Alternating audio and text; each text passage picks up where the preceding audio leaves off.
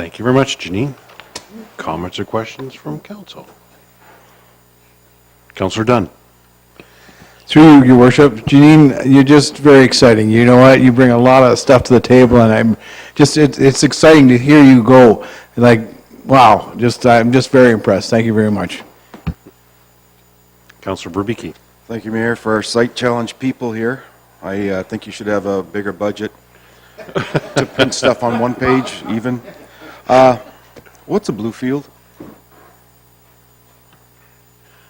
So Bluefield now is talking more to, we'll call it sustainable and green solutions for development. So I have a site that is perhaps, what's the word I'm looking for, challenged, let's say, with respect to ecological solutions, that we can look at incentives for folks to bring green technology or incentives for folks to look at alternative ways of doing business. The opposite of brown. Councillor Wilkinson. Thank you, Your Worship.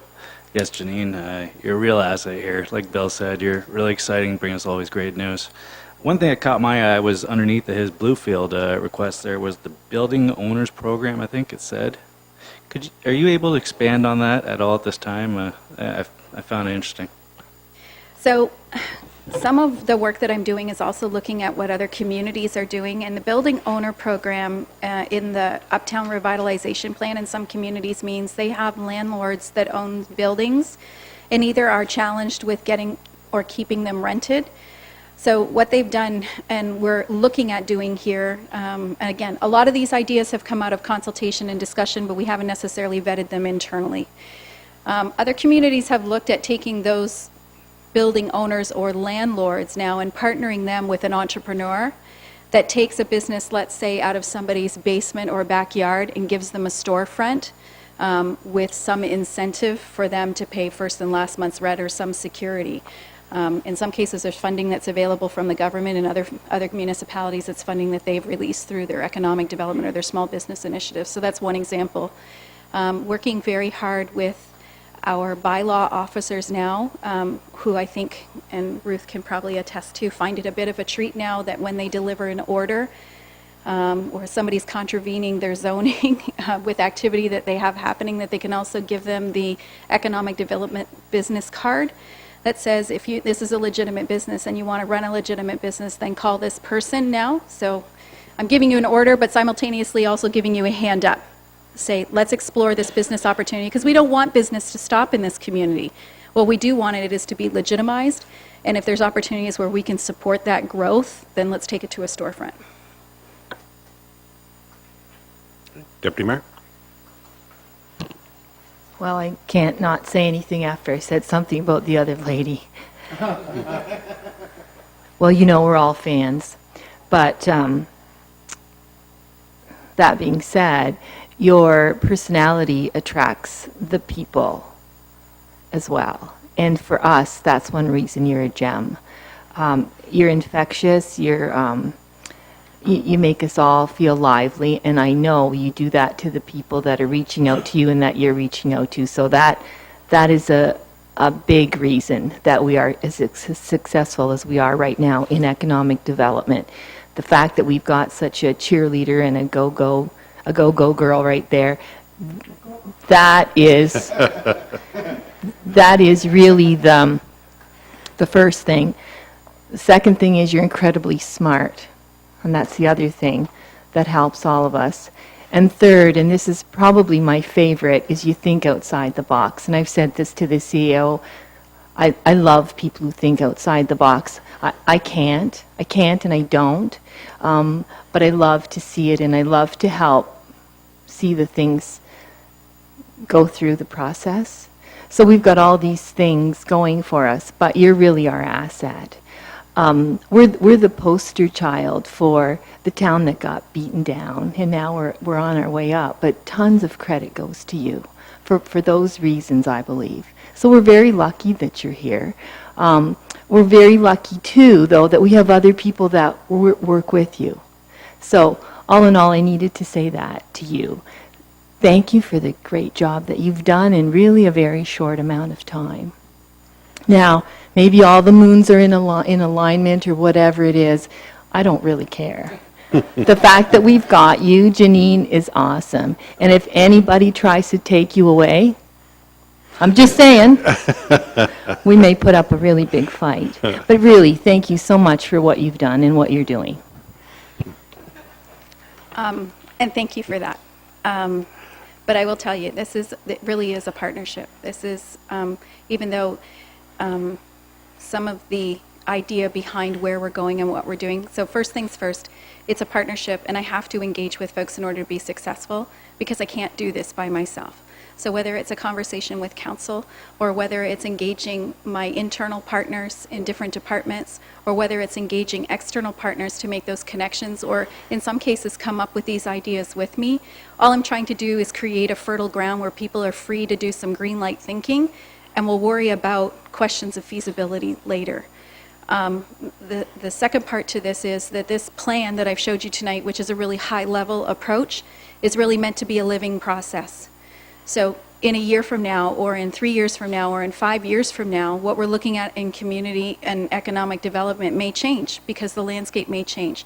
And so this is meant to start an engaging discussion about where we're going right now, but it's ideally to be vetted annually or even biannually to talk about, does this still make sense for where we want to be? Councillor Jacobs. I guess I got to say something. Well, first off, I'm not going to give you any more accolades. You'll never be able to get out of the room if we give you any more, that's for sure. But I don't know whether it's by design or whatever, but the last two presentations that we had from our health partners, from the chamber, and from yourself, have really made me take a look at our next agenda, what's on the next coming up. And it's quite evident that, we have been having, a bad stretch of luck previously. And a lot of that has turned around through your efforts and the efforts of administration over here. You look at every one of them sitting at that table. They've all done a tremendous job in turning this ship in the right direction. And, I guess if we're going to give out accolades, it's not only to you, Janine, but to the table sitting across from you, as well as the individual sitting up here with us. And I'm looking forward to great things. And as I said, I don't know whether it's by design that we lead into our next agenda item, but it's made me look at this a whole different area. And I have one other question is, and I think I brought up to you about a year ago, what type of energy drinks do you take? Because, man, it sure shows. It's a combination of a high fructose diet along with a lot of Advil. But to your comments, I find myself extremely privileged, so I appreciate the accolades. Everybody likes to have that pat on the back, but I feel that I'm extremely privileged at this point in time to just be a part of this team. They do a significant amount of work. I get to be the salesperson, if you will, and I wouldn't be able to do that without the work that you're doing and the work that they're doing.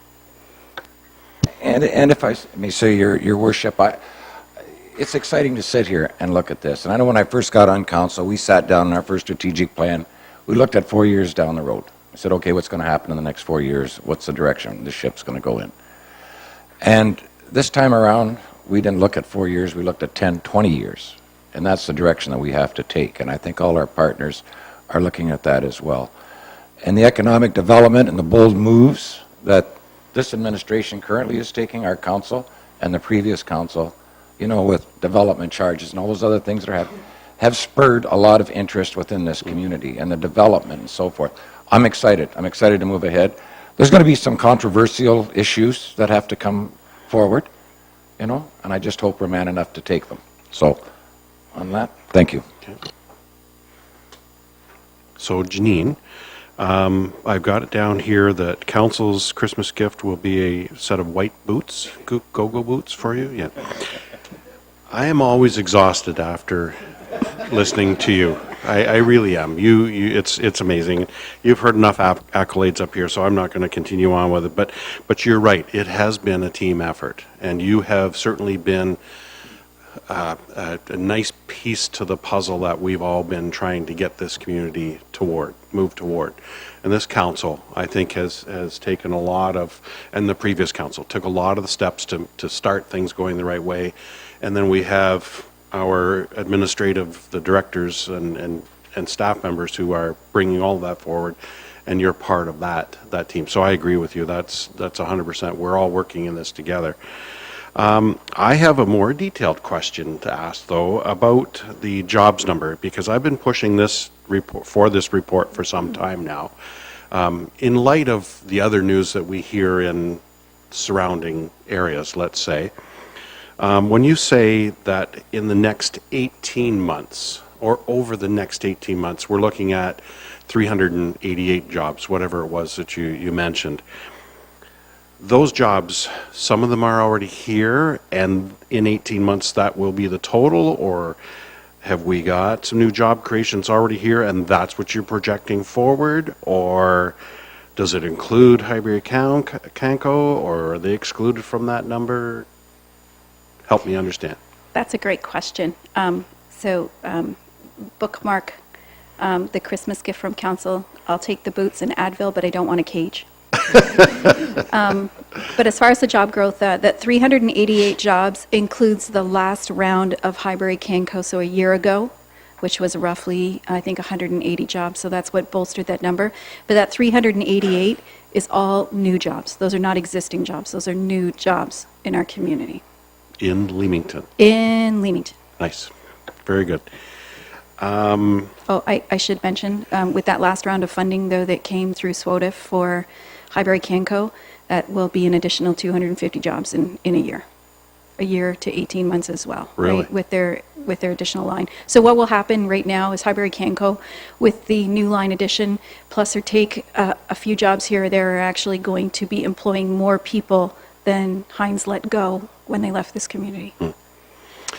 But in those numbers, too, there are several, like you said, several businesses that we know of that are not necessarily wanting to be out in public to say what they've done, and competition is the reason why. I understand that.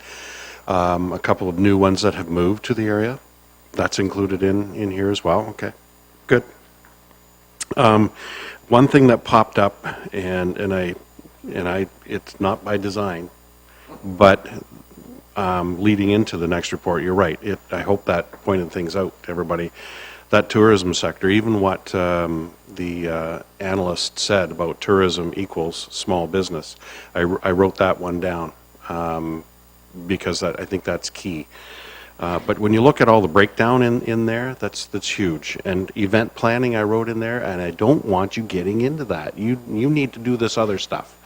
So we'll look after the other stuff somehow. We'll figure that out. Do you see in your listing of not priorities, but where most of our employment is? Agriculture was 1, manufacturing 2, health 3, and tourism 4, and small business 5.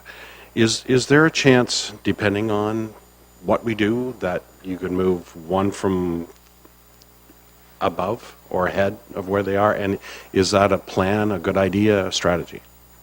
So I think it's important to revisit how we came to those 5 sector conclusions first.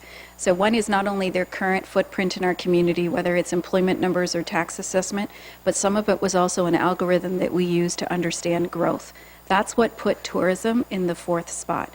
If we are looking at pure employment and tax assessment, it would actually be a little further down the list. One of the key things to recognize when we look at any of those sector snapshots is that there is a primary, we'll call it a primary filter, a secondary filter, and a tertiary filter. And what that means is what is the function of my primary business? So in some cases, you have small business owners that are catering to a tourism crowd, but they cater also to, let's say, our regular residents or do those things. So those tourism numbers are actually businesses that cater 100% or 90% or 85% to tourism-related activity as a primary and secondary activity. So we have a lot of businesses in town that we'll call them seasonal businesses that close because of the lack of tourism in the wintertime. So part of our growth potential here is to create a year-round playground, which is reflected in some of those other subcategories. So to answer your question more directly, is there opportunity for some of those to shift a little bit? Absolutely. depending on where they go with growth and innovation. So for instance, let's talk about healthcare since they're sitting right here in the room. The potential exists that if healthcare innovation takes off the way we expect it to take off inside of our ecosystem of activity, we could have, let's call it an inventor that comes up with a project that decides to work in vetting his idea with Leamington District Memorial Hospital, that partners with a manufacturer in our community that ends up having a huge market share and then can put up a plant that is building a product that is delivered to healthcare. That could have a huge impact. So it depends on where growth goes. It also depends on how well supported. It depends on export pressures. It depends on funding. It depends on how eager and in the pursuit of growth some of these sectors are. So we know our agribusiness sector, primarily our greenhouse sector, are poised for growth because they're always in pursuit of innovation and growth. It's the nature of their business. I'm starting to see those same things happening inside of healthcare. Maybe not so much in small business, but small business is also, we'll call it a bit of a backbone for our community because it's also traditionally where a lot of our economics have come from. So even though they may not be poised for growth, like I said, with tax assessment, with larger buildings or taxes or employment numbers, their market potential could still be huge. Does that answer your question? Yes, it does. Okay. Looking at your report and thinking back to when council decided we were going to hire an EDO, our goal was very clear. I think our direction was very clear on council that we wanted you to stay focused on economic development. And you just said the one word or two words for me there, the primary function. Looking at what you've had up in your report there and knowing how badly we want you to keep focused in this direction, but there's all this other stuff that ties into what you're doing, what do you see your primary function as? So let me say, this is just a document that kind of summarized and organized the information so that it was palatable for you to be able to see, based on our strategic discussions, how this information gets organized. I by no means am expecting to hold this whole portfolio together on my own, although the tourism stuff is really, really entertaining. From an economic development perspective, I can be proficient and help support, but it's really not where you're going to get bang for your buck. Because economic development and a lot of the activity in community development we'll call it community development, becomes a foundation for economic development, and vice versa with economic development. Now you can reinvest in community development. It becomes a little bit more cyclical. Tourism is an economic driver, but because of its breadth and depth, likely needs its own plan. I can continue to operate in the community development, economic development space, which is where Good. I think my skills and ability probably lie. Yep. Good. I like hearing But that. I do like to plan the occasional party. All right. Well, those are all my questions, Boyd. Excellent report. And I love seeing that 380 some odd jobs report coming out because that's pretty impressive for our little town. So good work. No further questions or comments from council? Then I would thank you very much for your report this evening. Right. And then that leads us into Mr. Neufeld's report regarding organizational review implementation. Thank you, Your Worship. This was a difficult report to write for a number of reasons. One, much of the work of the consultant, all of the work of the consultant had been done prior to my arriving in the position I hold now. So there are some philosophical differences of what we believe is required. It's a difficult report because there are several different layers to this report, that being the effect on finance and business services, or legal and legislative. Those are, and IT, those are positions and philosophies that had been previously scoped. But in the last place, I also bring in what is currently Council's strategic plan, and that is the tourism piece. And so one other reason that was difficult to write is because in administration we are always cognizant of costs and potential effects on our taxpayers and on the levies. And we know that hiring new positions has an effect on the overall costs and budget. We don't take that lightly because we often have to balance the work that needs to get done within our infrastructure, for example, or paying down the debt, but then balancing that with the people that we ask to actually do the work where you want the infrastructure done. So this report was difficult to write because things have changed since the time of the report, and not to make it easier. In other words, there's work happening now under this council's direction that wasn't happening back in 2012 and 2013 when this report was written originally, and the report itself identified 4 new positions. So I can tell you that the hiring of the economic development officer, when I first got here, I had a conversation with the mayor and I said, I'm not ready to hire an economic development officer because we don't have a plan in place. I remind Janine of this just about every morning, that I didn't really want to hire her when I did. But council at that time said, no, this is an important initiative. We need to get somebody into this position. And you can see what we've done and what Janine has done with this role, where somebody is focusing on an incredibly important part of this strategic plan. So all of that being said, I'll walk you through the report. I'm not going to read it through, but let's start with the consultant's report. In 2013, identified certain jobs or certain areas that were understaffed. And let's start in finance and business services. You can see from my report that there are significant hours of overtime being worked, significant to the point where the average overtime worked by a person in the finance services area is about 145 hours. That's 20 full days. So that's a complete month of extra work on average. Now, what I will mention is that some of the staff in finance and business services don't work that many hours of overtime. So what that means is we have people, often at the higher levels, working much more than 145 hours without compensation. And these are the people we rely upon to give us the numbers for us to run this community.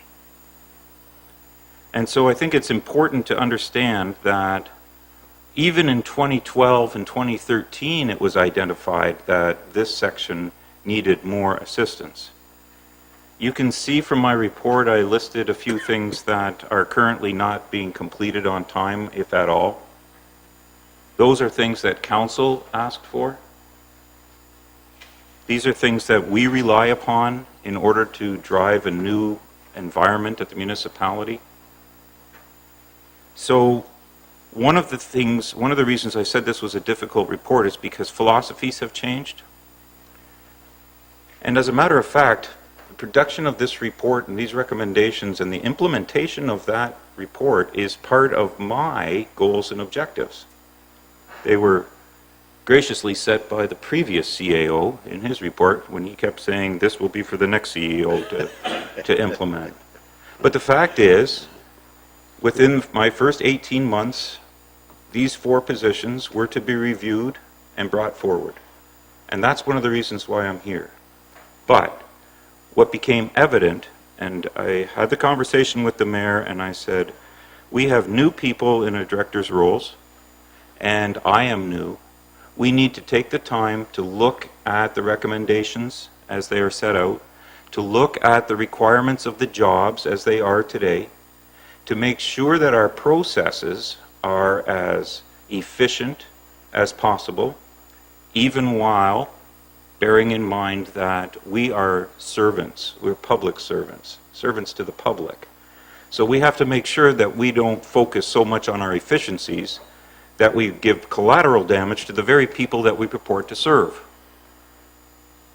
This is a difficult balancing act. So let's walk through what we did. We took a look at the work that needed to be done and the skill sets that are required to do them, the skill sets that are required today. Some are the same, but some are not. So let's look at the first one, the Finance and Business Assistant. This is a position that became vacant through a resignation. The skill sets that were within that position, we don't believe are, I don't want to say necessary, but are not the most appropriate anymore. We have taken one component of that job, and that's the insurance component, and that is being transferred to Legal and Legislative Services, where claims management will happen under our director. But what is left, we want to take that position, upgrade it, and bring in a financial systems specialist. I'm telling you this because it is the model that we're using to determine what skill sets we need. This is not necessarily a new position, but I'm not going to hide the fact that there will be an increase in the pay scale because the skill sets that we require in that role are of a higher nature. The second position, or the first new position that I want to talk about, is a tax and revenue specialist. In the report, in the 2013 report, it was identified that a supervisor of revenue was recommended. This is a new position. The council of the day denied, it did not approve that recommended position. But as we went through strategic planning, one of the things that we kept talking about is the fact that our tax rate is affected by our assessments. So we hear people saying Leamington's tax rate is too high. It's high in comparison to our neighbors. But the fact is, the tax rate is what it is because our assessments are low. And our assessments are set by MPAC. We also have a large agricultural base in our community, which pay only a portion of the property taxes based on residential as residential base. Okay? So we're hit doubly. You heard tonight about the lack of education amongst our young people. And we've heard previously about the poverty in our town. 17.8% of the population in Leamington live under the poverty level.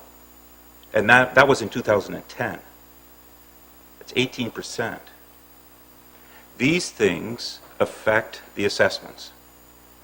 So to look at the tax rate without looking at the assessments is not using full logic. So why do I raise that? Because at the strategic planning session, we talked about assessments. We talked about needing somebody to look at our assessments to make sure that our assessments were up to date. So we heard you. And so what we're coming back with is rather than a supervisor of revenue, we're recommending the hiring of a tax and revenue specialist. And this person would be responsible for defending and maintaining our assessments, keeping up with tax adjustments and changes to assessment policies, and work more closely with MPAC for accurate and timely assessments, and to analyze and assist with policy development as it relates to various tax classes. This is crucial to drive up our assessments. You want to keep taxes down, our tax rate down here, drive up the assessments. That's how we do it. The next position is the IT systems position. Going back again to the report, the 2013 report, It was identified that, by the consultant, that the analyst, the position is called Analyst Systems and Applications, should be expanded to ensure that our manager in the IT department would have somebody with the same types of skill sets. But we have found that those skill sets are significantly more complicated than what is required in the Analyst Systems and Applications position. So over time, as the report says, IT has become increasingly fundamental to basic operations. Council says we want Wi-Fi. We want Wi-Fi throughout the community. We want Wi-Fi hotspots. Who does that fall to? IT. We want to have online payment services and registration at the Leamington Kinsman Recreation Complex. Great idea. That's how we're going to drive development over there. Who does that? IT. We want to have statistics through our finance and our budgeting system. So we need to get a new finance system. We get a new budgeting system. Who implements that? IT. Now we have redundancies built into our infrastructure within our IT. Where we don't have redundancies is in our human resource in IT. We have one person who understands these systems. And if there is a potential for problems, it is here. I cannot stress strongly enough our requirement to have somebody here to be able to back up our manager and to let the guy have a vacation without us calling him to say our systems are down. So I'm going to move now into legal and legislative services. Here too there have been significant changes. And the report, the consultant's report, said there is a backlog, there is a bottleneck, I think is the word that he used in the report, and it was identified at the director's role, legal legislative. So again, Ruth wasn't here, I wasn't here. This was identified in Brian Sweet's area. That is not a criticism of Brian. He readily admitted that there was a bottleneck there, but there's only so much work somebody can do. So the consultant had said, when there is retirement, when there is change, take the clerk's role from the director of legal and legislative, so Brian was holding both positions, and create within the manager's role, create a clerk position and create a deputy clerk position. Because here's what's happening. The director of legal and legislative services says, okay, I'm not acting as the clerk anymore, and I'm going to push those responsibilities down to the manager, who is now the clerk, which is why Brenda sits up here with us. But the clerk already had a full-time role, so it is important for the clerk now to take those things that are not within that position's core competencies and push them down to where they are properly to be dealt with. The consultant said that that would be a deputy clerk's position. We disagree. We think at this point the more appropriate place to put that is within a new bylaws enforcement officer position. We do that for a couple of reasons, but the most important is that we heard loud and clear that council also said we want to have the face of enforcement and ensure out there, and to ensure that our bylaws are being followed. Without this position, this new position now, what we have essentially done is actually reduce the potential face time of our bylaws enforcement officers out into the community, because we have taken some of the clerk roles and pushed them down to the bylaws officers. So this too is a crucial role, but again, it's a change from the report, but we do that giving consideration to what's important to council and what would be most efficient for the administration. And then finally, I've added the last position, which is the tourism position. And I think that it's absolutely crucial for council to understand that that slide that Janine had up just a few minutes ago, broken into work, live, and play, that Janine's focus is on the work. That is on the economic development, business retention, and expansion, not on the tourism piece. And we know that there is great potential to increase the tourism in Leamington, so much so that council has taken the bold step of starting to develop the waterfront lands. This tourism position, as I see, would be akin to what Janine is doing now. We want another Janine. And we want that person to be in the tourism spotlight.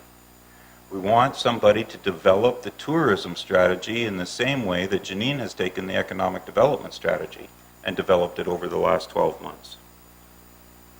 And that is why I included the component about the connection to the strategic plan. These positions, one at a time, can be justified. It's difficult to write a report like this in its entirety because well, I've said it before. It's difficult to remember why you're draining the swamp when you're up to your elbows in alligators. Let's not forget why we're doing what we're doing here. We're trying to develop economic development. The three pillars of economic development are business retention and expansion, community development, and tourism.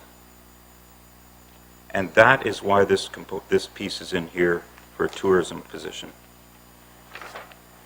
So yes, there is financial implications. I will point out too, we also include a statement that says administration will continue to try and find ways to offset or decrease the impact through further restructuring. We're not done, is what I'm saying. But this is the front end. We need this now.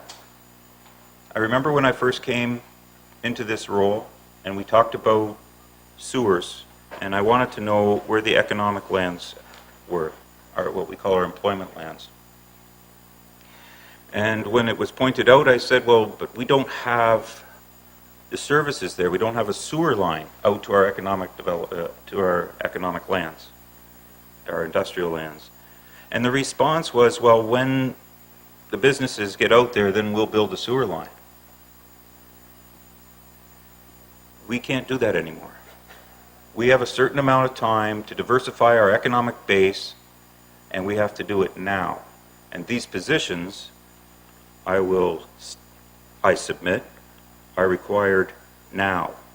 Not just because the work is available now, but because the work that needs to be done for us to be successful in 5 and 10 and 15 and 20 years starts now. We need these positions. And if for no other reason, we have a bunch of people who are working incredibly hard, long hours, without compensation, and they're the people we rely on most. And that's my submission for now. Okay. Questions or comments from council?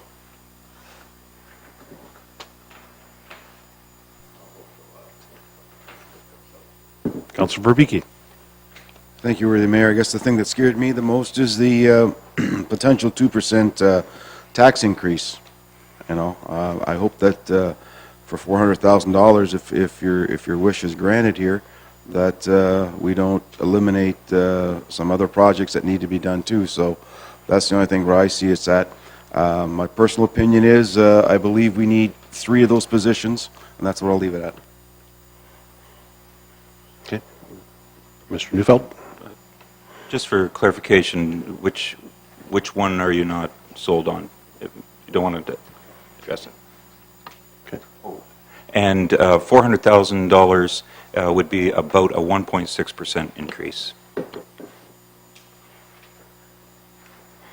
Councilor Wilkinson. Thank you, Your Worship. And thank you, Peter. I came in tonight needing a better explanation on the first two, especially the financial system specialist and the tax and revenue specialist. I had to reread this report, I don't know how many times this week, and today, still trying to get my head around it. A lot of discussion has gone into this over the weekend, and a lot of thought. This is maybe the biggest one I've had so far when it came to really trying to wrap my head around something. Getting our agenda on Thursday night and trying to make a decision this large is really a difficult thing to do on Monday night on something of this magnitude.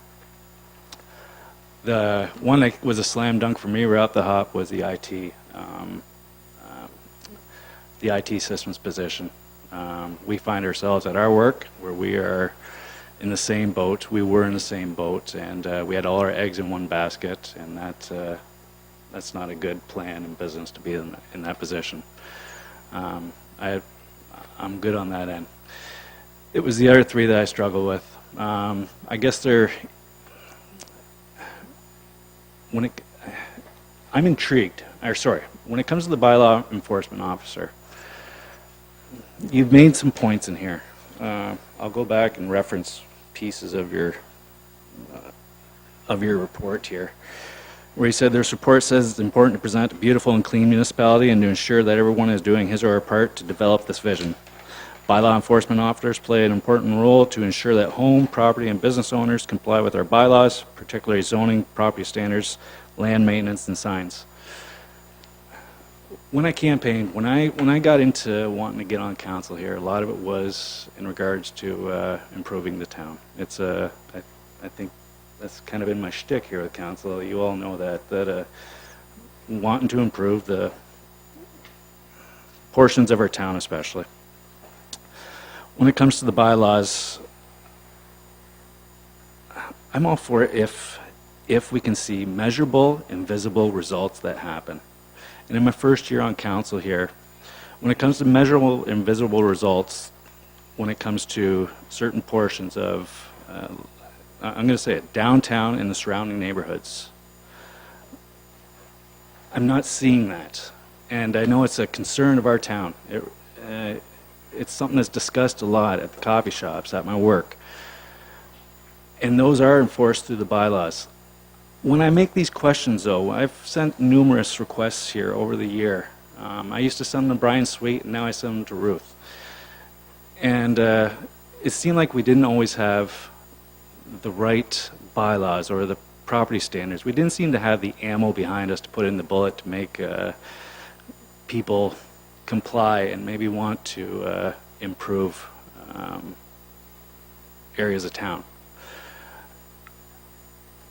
As we go along in council here, I was hoping at some point that this council would be able to look at our bylaws or our property standards, especially now that we have Ruth in place.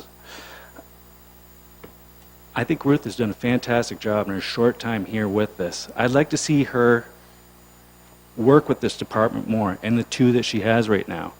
And I'd like to have that discussion with her department to see, do you think you have all the bylaws and the property standards to a level where you think they're at in order to send out the 2 or 3 bylaw officers that we have or we might have?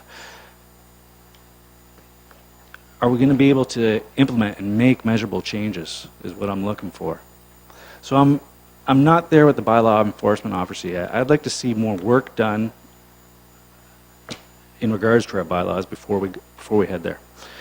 The tourism officer, it's really been hit home here tonight, and it's hard to speak against it now. And I'm not speaking against it. I was intrigued by this one over the weekend. I really was.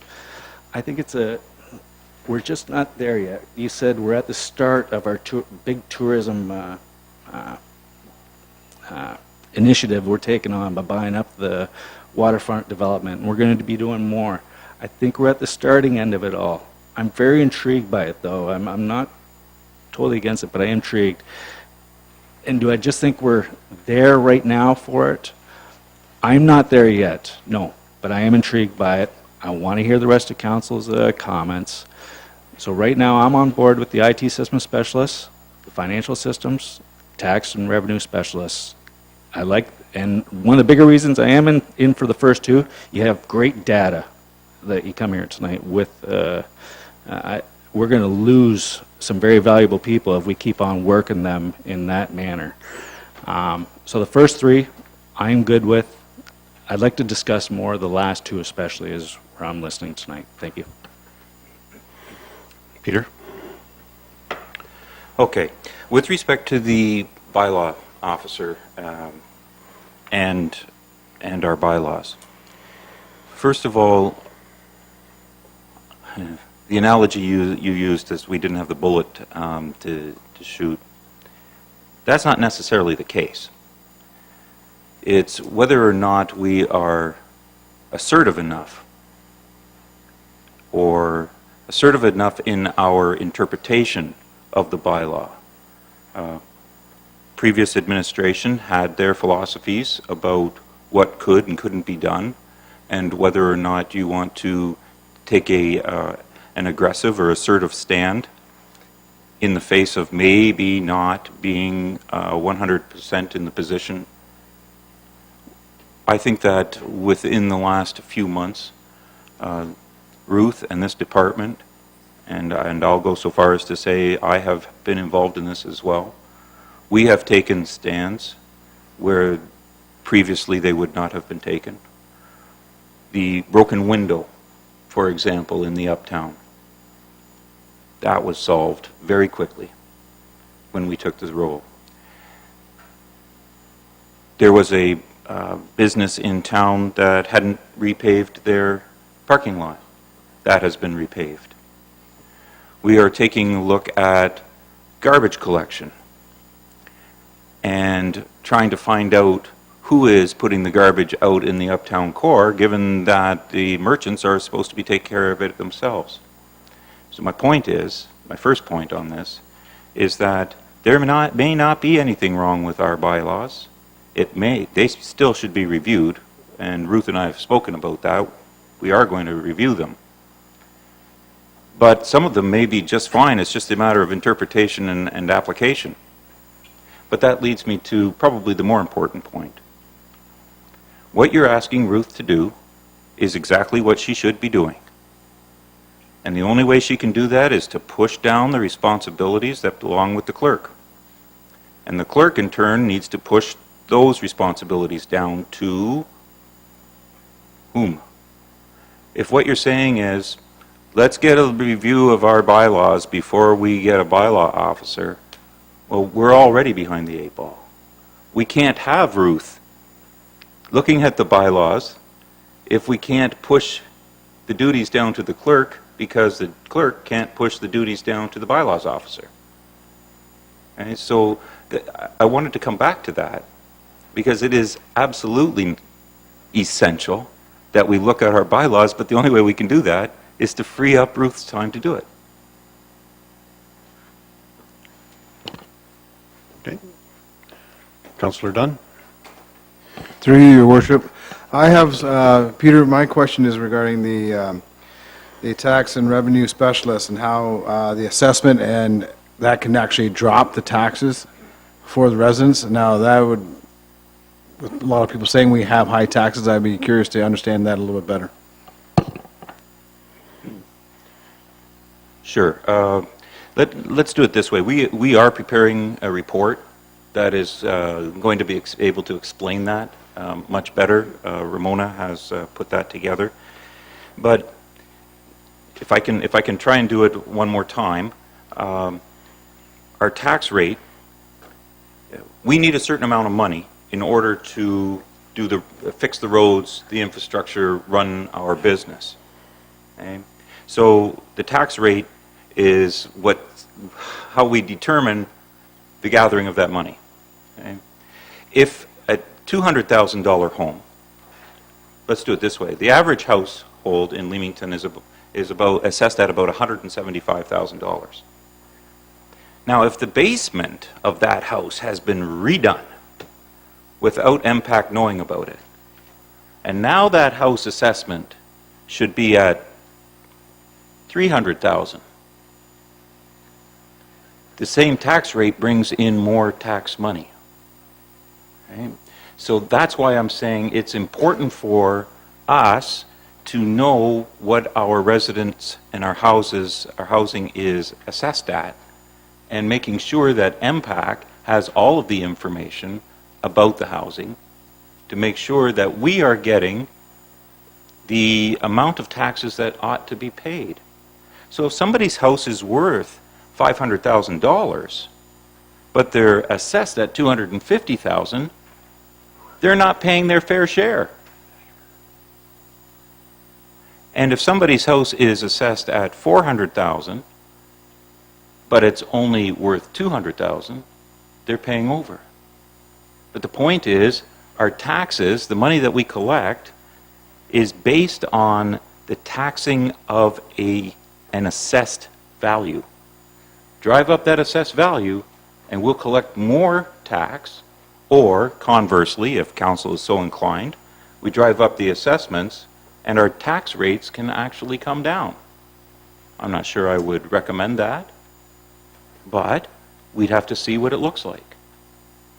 So this person, right now we have a tax clerk who spends a great deal of time on the phone with residents, explaining bills, explaining the tax bills. What we see is this position as being a specialist of that information.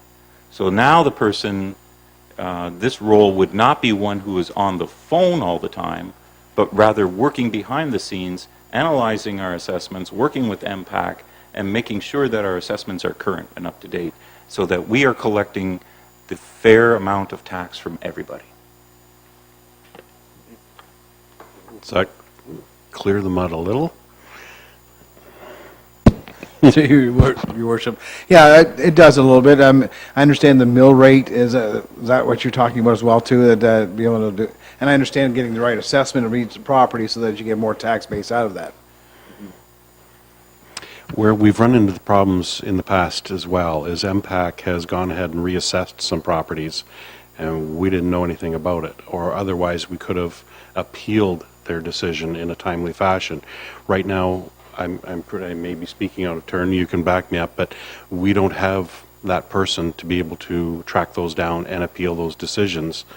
Not saying that other people are being dishonest, but let's say they're not being as honest as they should be. So that's what Peter was alluding to. That house might be worth $500,000, but they're only paying taxes based on a $154,000 assessment, right? And we know it's here. We know it's happening. And that's unfair to you and me, who are now picking up the share that they should be paying.